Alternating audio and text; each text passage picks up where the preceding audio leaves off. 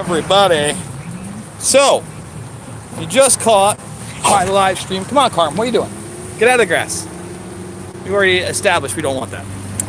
So, if you just caught my live stream, I just went over the entire FBI document. Start to finish, that calls you for watching this program or questioning authority in any way, shape, or form, sharing that on social media, a terrorist. And I thought it was important to talk about another story that was broken by The Guardian exclusively today and illustrates the point that no matter how much you want to believe that the deep state is taken down or this administration has big S Superman hero chest and cape, the progression of the military-industrial complex of the surveillance state continues. So what am I talking about? Well, through documents obtained by the FCC, The Guardian is now reporting that at least, or up to, I don't want to misspeak, up to, 25 solar weather balloon surveillance devices are going to be put up through mid-July, so they're already up, into September to surveil the Midwest. Awesome! And I read through it. You know, the ACLU is raising alarm bells, but it's by Southcom, I believe, the Southcom military thing. They didn't want to comment on it. And one of the people they quoted called it Combat TiVo. Combat TiVo, because they can just, rewind things. Now, we've had a surveillance system with satellites in this country and around the world for quite some time. No doubt about it, 100%. But this, allows them to upgrade their technology very quickly, as the balloons aren't going to be in the air the entire time. There's not going to be refueling going on, because they're 65,000 feet in the air and they're solar powered.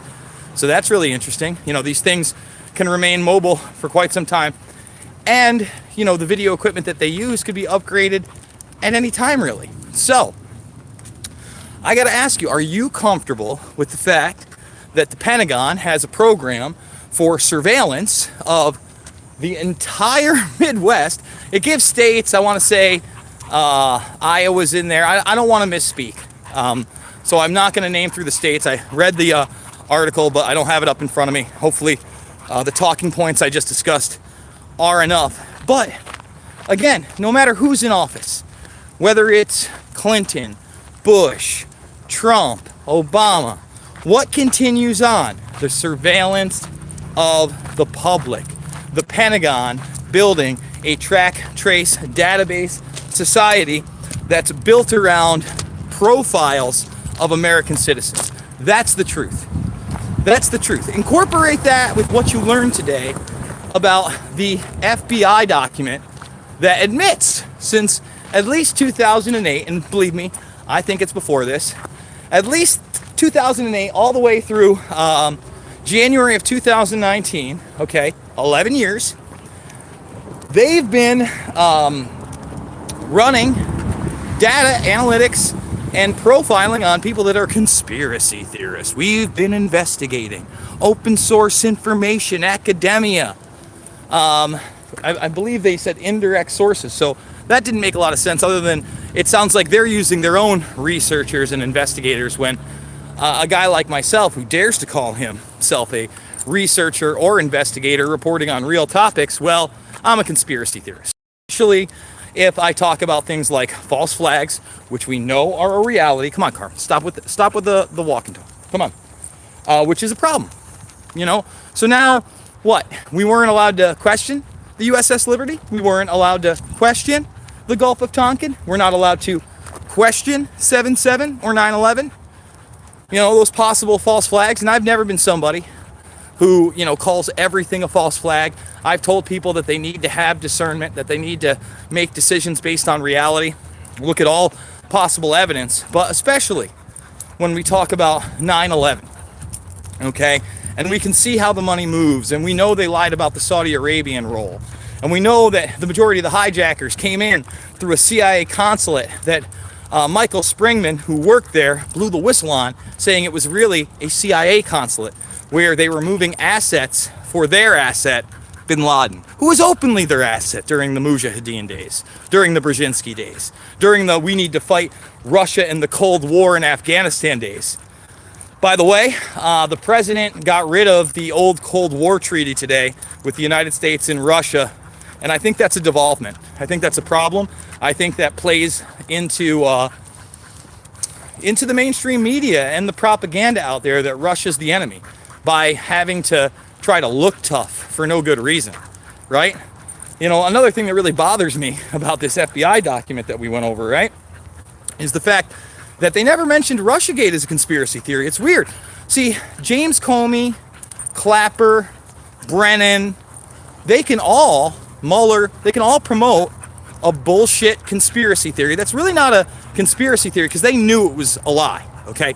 So they can promote outright disinformation, a lie, be high-level government officials, and then I have to read a document that tells me that if I'm naming certain public or government officials like them, I'm a problem. And it's a problem that some of these past quote-unquote conspiracy theories have been proven to be true. They say that twice. And they don't talk about the fact that corruption's being exposed and that's a good thing, et cetera, et cetera. No.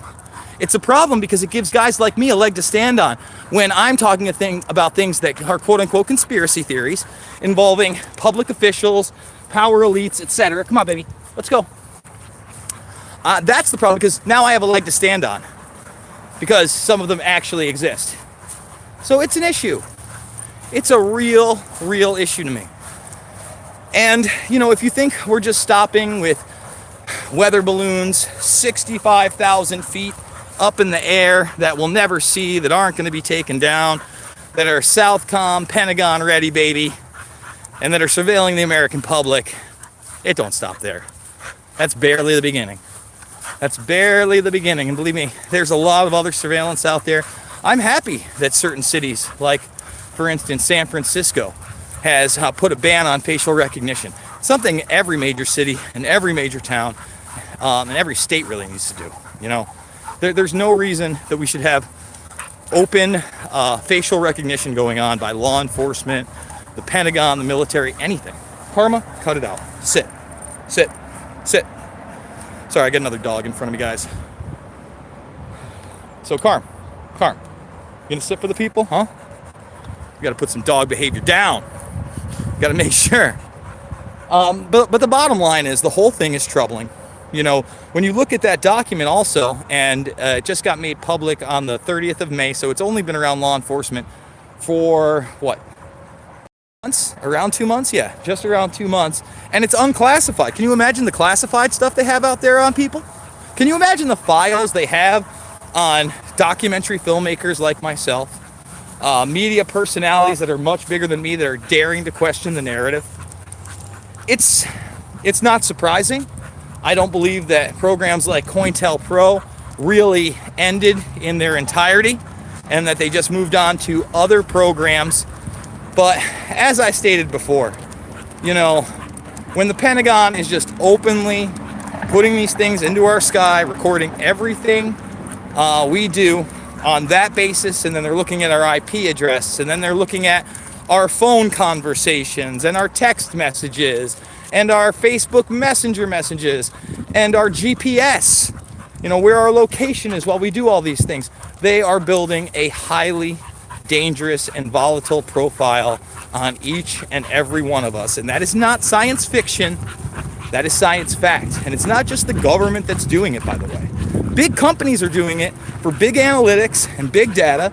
And when we start putting these facial recognition devices in our home, brought to us by Google and Facebook, Portal being one of them, they're going to study our movements. They're going to study our expressions. They're going to give more and more data to this leviathan that is the technopoly. It's not a technocracy. That means that we would have some kind of sway or say. No, it's a technopoly run by guys, in part like Peter Thiel, who again is beating the drums against AI in China and how it's a military technology. I may do a video on that later. As promised, we are going to get to the Virginia Roberts Guthrie versus Maxwell documents. There's so many of them, guys. I mean, it's a daunting task. You saw how long it took me to go through a document that was literally what, 15 pages, and a lot of it was sourcing to read that to you, to go over it point by point. So, you know, be patient with me on that, but we're definitely going to try to get to the nitty gritty of the Ghislaine Maxwell and Virginia Roberts case that's going on right now. With that being said, we got 89 people watching, 28 likes. Smash that like button, share this stuff on social media. Remember that we do a lot more than just walk and talks here. We do document deep dives, we do issues like NXIVM, Bilderberg, transhumanism, and more. We're at the forefront of the Epstein case, and I'm going to continue to be giving you 3, 4, 5, 6, sometimes 7 videos a day. So again, if you're not a member of the Burmese Brigade, what are you waiting for? Subscribe now, and if you can, I got a GoFundMe. It's how I'm supporting myself. It's how I'm doing this every single day. It's how I'm going through the documents, reading through the material, and bringing you guys the information based on what's right and wrong and not left or right. So thank you very much, and I'll see you on the flip side.